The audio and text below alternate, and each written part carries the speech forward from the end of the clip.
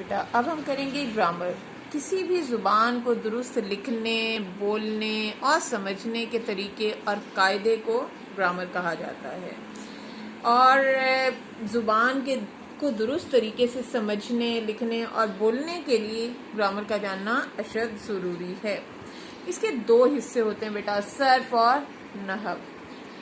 صرف وہ علم ہے جس سے کلموں اور لفظوں کی پہچان ہو سکے. اس کا موضوع لفظ ہے، یہ لفظ پر بحث کرتا ہے.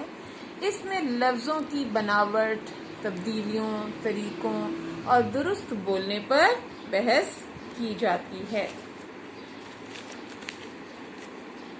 صرف لغت میں بیٹا صرف کہتے ہیں پھیر کو. قواعد کے مطابق علم صرف میں الفاظ کے تغیر و تبدل کا ذکر ہوتا ہے، یعنی ان کا تبدیل ہونا کہ وہ کیسے تبدیل ہوتے ہیں. پھر کلموں کی بول چال، لفظوں کی پہچان اور عدل بدل، یعنی اس کا الٹ پھیر، اس کا تغیر و تبدل جو ہے وہ معلوم کیا جاتا ہے. علم صرف میں مختلف کلمات پر بحث کی جاتی ہے، اور اس علم کے جاننے کا مقصد یہ ہے کہ الفاظ کو درست انداز میں بولا جا سکے. نیز الفاظ کی تبدیلیوں، ان کے بنانے کے طریقوں اور بولنے پر بحث کی جاتی ہے، اور اس کا موضوع لفظ ہے. اس کے بعد ہم آتے ہیں نحو.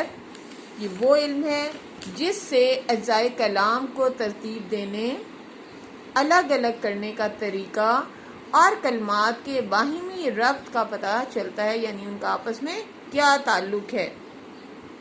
نحو کلمات کو با مقصد بنانے کا طریقہ ہے.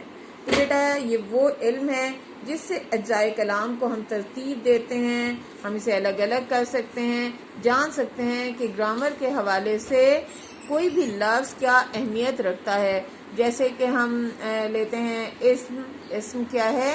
نام. اور اگر دو لفظوں کو آپس میں تعلق پیدا کر دیا جائے، جیسے نیلا گھوڑا، تو دو الفاظ ہیں جن کو آپس میں ملا دیا گیا تو ان سے کیا بنے گا؟ مرکب بنے گا. تو نحو جو ہے وہ کلمات کے باہمی تعلق کو بتاتا ہے کہ ان کا آپس میں کیا تعلق ہے. گویا نحو کلمات کو جوڑ کر با مقصد فقرہ بنانے کا طریق ہے.